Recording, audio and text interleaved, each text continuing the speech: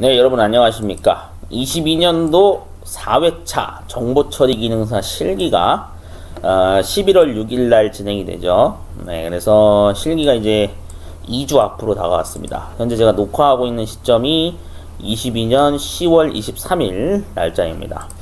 2주 뒤에 정확히 시험이 진행되는데 굉장히 많은 학습으로 지금 현재 분주히 공부하고 계신 분들이 많을 거예요. 특히나 집에서 책을 구매해서 독학하시는 분들이 굉장히 많은 건데, 그 다음에 뭐 여기에 책 플러스 이제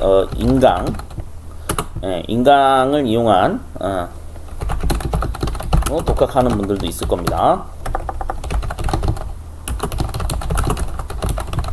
자, 굉장히 다양한 방식으로 공부하고 계신 분들도 있지만 제가 개인적으로 강조했던 거는 개발 툴을 반드시 사용하는 것이 좋다 그랬죠.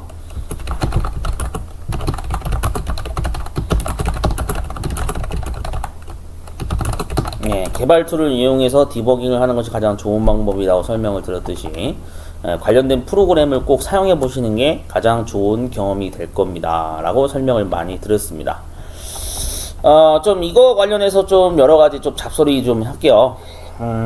뭐 이번에 필기가 제가 알기로는 4회차 필기 합격률이 한 63% 정도가 나온 걸로 알고 있어요. 네, 대략 63%입니다. 많이 합격했죠? 절반 이상 합격했으니까. 근데 이번에 이 63% 필기 합격을 하신 분들 중에 재시험을 보신 분들도 있을 거예요. 필기 2년 유효기간이 만료돼서 다시 응시를 하시는 분도 있고, 그 다음에 아예 처음 준비하시는 분들도 있을 거예요. 네, 아예 처음 준비하시는 분들도 있을 건데, 일단은 좀 배경을 좀 설명드리겠습니다. 지금 현재 20년도부터 해서 22년도 3회차 현재까지 2년 가까이 시험이 진행이 돼 왔죠. 맞죠?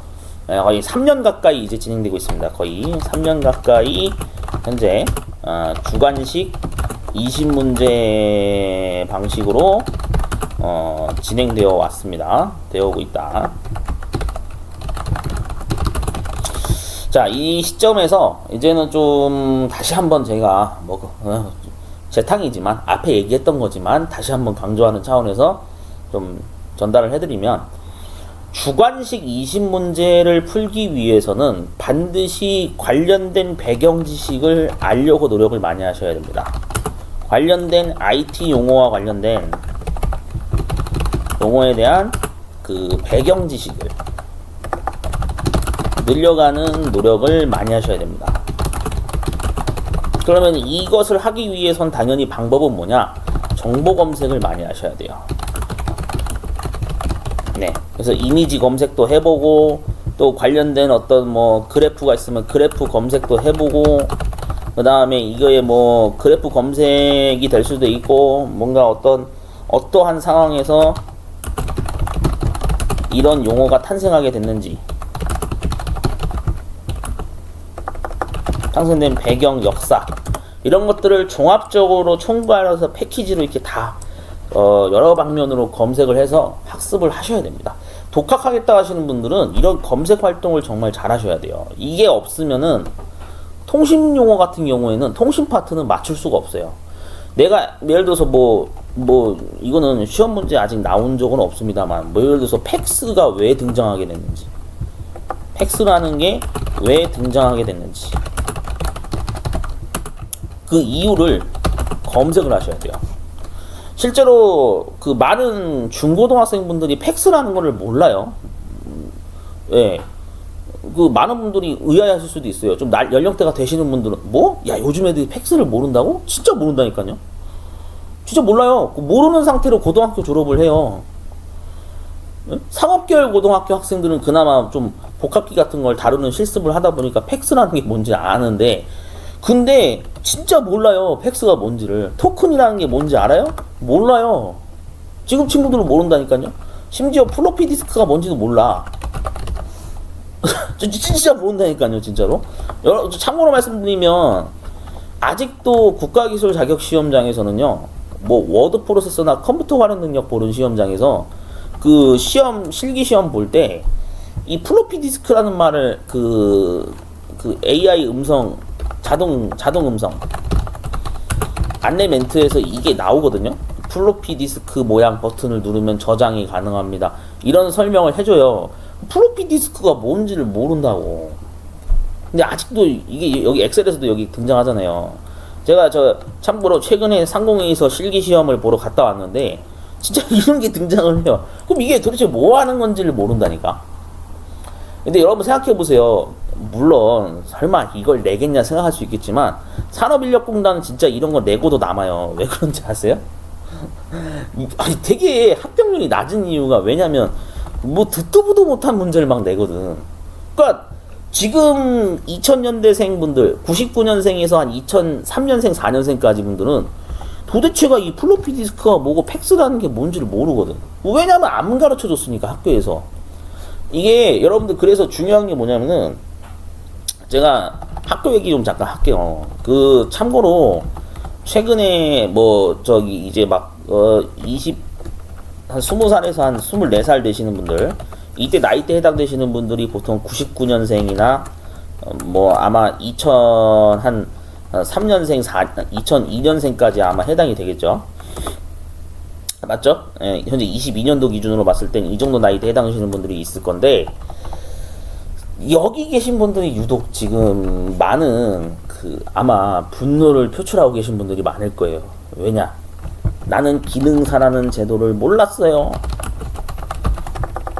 시험 제도를 고등학교 졸업할 때까지 몰랐어요. 이런 소리를 하시는 분들이 있거든. 예. 뭐 당연히 모르는 게 당연하죠. 왜? 학교에서 홍보를 안 했으니까. 그래서 정보 제공을 안 해줬었기 때문에. 정보 제공을 단 한 번이라도 해줬으면은 관심 있는 분들은 분명히 이때 미리 고등학교 자기가 이전에 고등학교 때나 중학교 때 분명 준비를 했을 거란 말이에요. 근데 안 알려줘요. 이런 거를 진짜 안 알려준다니까요. 그러니까 한마디로 제가 그래서 드리고 싶은 말씀이 뭐냐면 이번에 만약에 처음 시험 보시는 분들이 처음 응시하는 분들이 만약에 첫 응시로 탈락을 만약에 경험하셨다라고 했을 때 했다면 또는 이제 앞으로 향후 시행되는 시험에서 만약에 내가 3번, 4번 떨어진다 여러 번 탈락을 하는 경우가 있다라고 한다면 이거는 누구 잘못이냐면요 교육부나 학교가 잘못한 겁니다. 네, 이건 제가 확실히 확답을 드릴 수 있어요. 왜 그런지 아세요? 적어도 중고등학교 때부터 미리 준비를 더 했더라면 아마 이런 번거로움은 없었을 거예요. 내가 군대를 가야 되는 시점인데 네? 맞잖아요. 지금 여기 연령대에 해당되시는 분들 중에 아마 뭐 현역병 입대나 그 다음에 뭐 장교 부사관 준비하시는 분들이 분명히 있을 거예요. 분명히 있을 거란 말이야. 그런데 이게 이 군대라고 하는 것은 말 그대로 그 특기 병과를 내가 선택해서 가는 거잖아요. 근데 내가 예를 들어서 통신병을 가겠다. 뭐 전자계산병을 가겠다. 네? 전자계산병을 가겠다. 뭐 해군 같은 경우에는 소프트웨어병이라는 것도 있어요. 전산병인데 일명. 네, 전산병을 가겠다. 그러면은 아니 이거 가야 되는데 정보처리 기능사가 필요하거든. 근데 이거를 그러니까 우리나라는 약간 좀 그런 성향도 있어요. 사실 당장 나한테 필요한 게 아니면은 관심이 없어요. 당장 나한테 필요한 게 아니면 관심 안 가지다가 내가 이제 막상 군대를 가야 되는 상황에 이제 직면을 하잖아요. 그럼 그때서야 부랴부랴 막 준비하는 그런 습성이 있어. 그러면은 이게 생각해보세요. 지금 현재 2년 안에 합격을 못 하시는 분들이 엄청 많이 나오고 있거든. 지금 벌써 3년 가까이 진행됐는데 그 댓글에 그런 거 많아요. 유튜브나 커뮤니티 댓글 보면은 내가 이 2년 유효기간 안에 합격을 못해서 내가 지금 시험을 다시 봐야 되는 상황이다. 막 이런 댓글이 막 나오고 있거든요. 진짜 그래요. 그러면은 이분들이 해당되는 나이대가 이렇게 여기 20대 분들이 꽤 있거든요.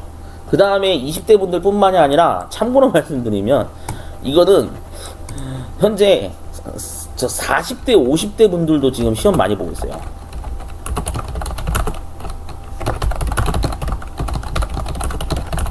네, 지금 응시 인원이 서서히 많이 보이고 있어요. 왜냐면 노후가 불안해서. 진짜요.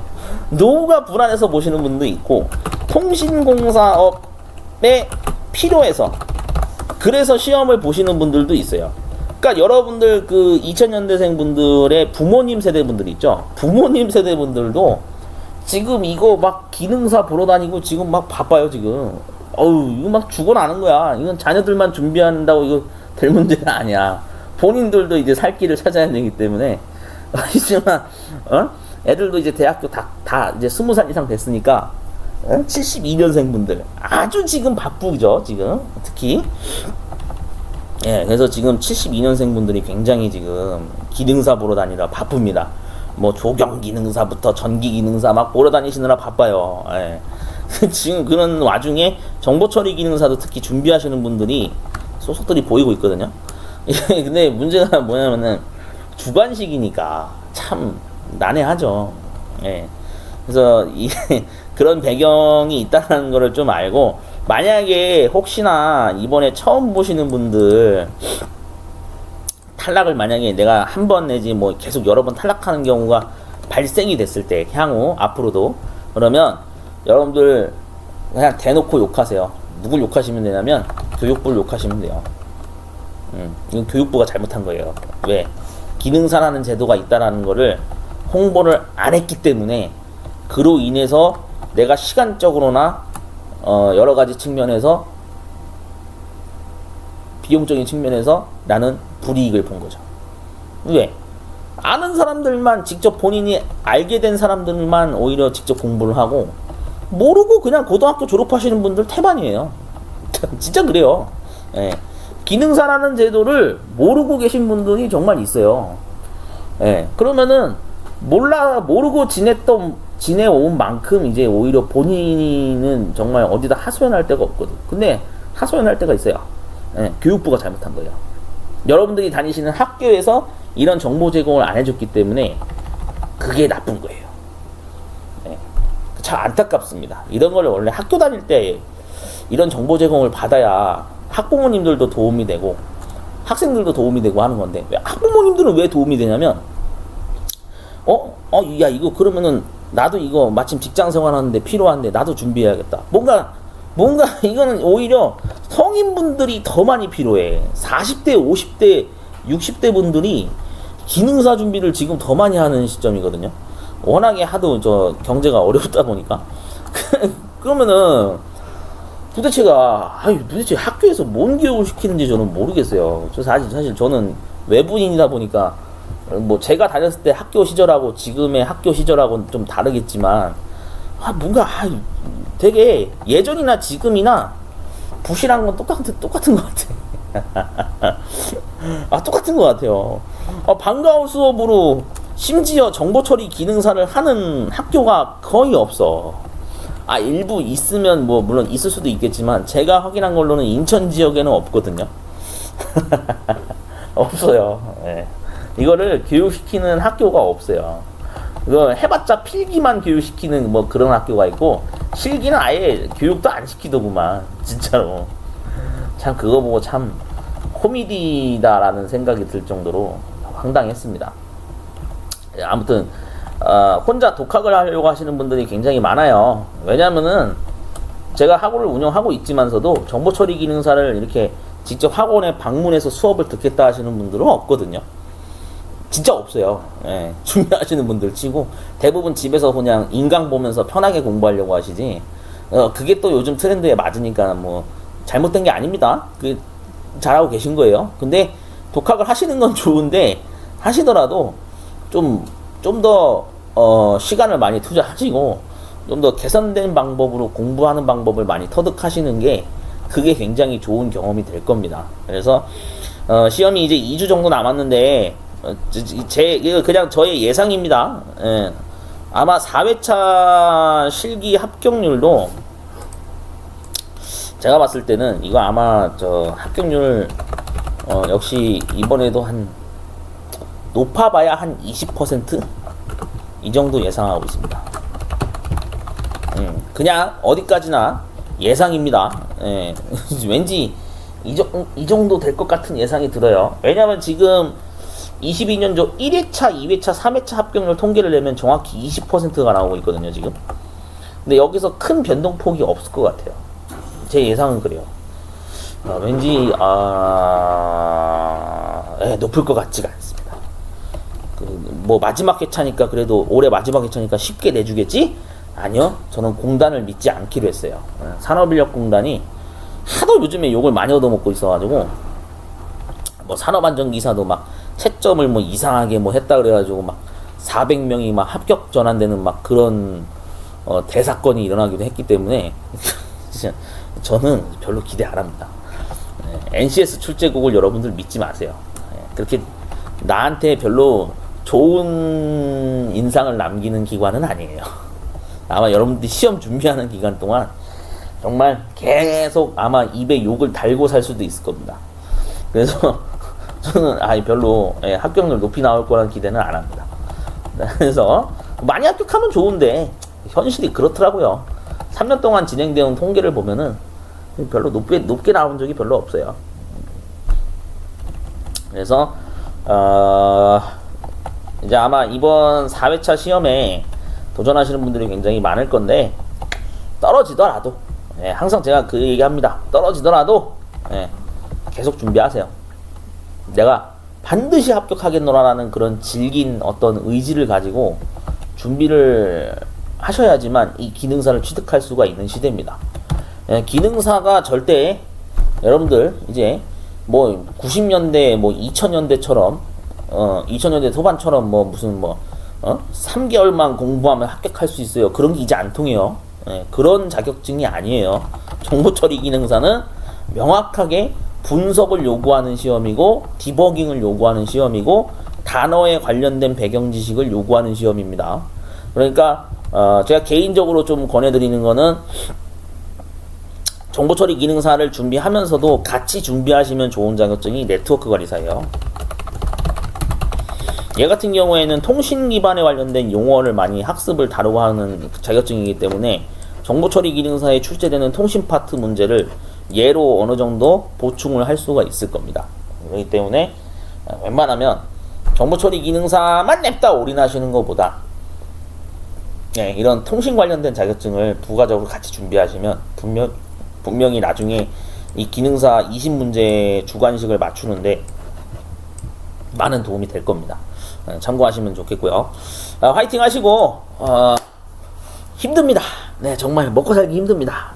기능사를 이렇게 어렵게 준비해야 되는 시대에 내가 살고 있다라는 제가 정말 정말 슬픕니다. 이런 얘기하시는 분들 많은데 그만큼 내가 늦게 준비한 만큼 어떻게 보면 지금 그 위기를 내가 이겨내고 있는 시기다라고 생각하시고 좀 잘 끈기 있게 준비를 하셨으면 좋겠어요. 예전에 준비했으면 얼마나 좋겠습니까? 19년도까지 그냥 거의 뭐 날먹이었는데 기능사가 근데 안타깝게도 19년도까지 그걸 모르고 지내신 이 20대 분들이 굉장히 많고 40, 50대 분들도 굉장히 많아요. 그게 현실이에요. 그러니까 한마디로 누군가가 이러한 어떤 정보, 이런 첩보를 알려주지 않았기 때문에 나는 그런 정보 제공을 받지 못했으니까 그만큼 불이익을 본 거거든요. 그래서 교육부가 아주 큰 실수를 한 겁니다. 이런 걸 미리미리 알려줬어야지. 개편될 예정이라는 거를 정보처리 기능사라는 시험 제도가 있다라는 거를 왜 안 알려줬는지 참 밉죠. 제가 봐도 미워요. 자, 아무튼 화이팅 하시고 좋은 결과 있으면 좋겠습니다. 22년도 4회차도 문제 복원 작업을 최대한 할 겁니다. 그래서 나중에 시험 보고 오신 분들이 유튜브 생방 스트리밍 하거나 뭐 이런 거 하게 되면은 어떤 문제가 나왔었는지 대략적으로 알려주시면 제가 복원 작업하는데 힘쓰도록 하겠습니다. 남은 기간 2주 동안 화이팅 하십시오.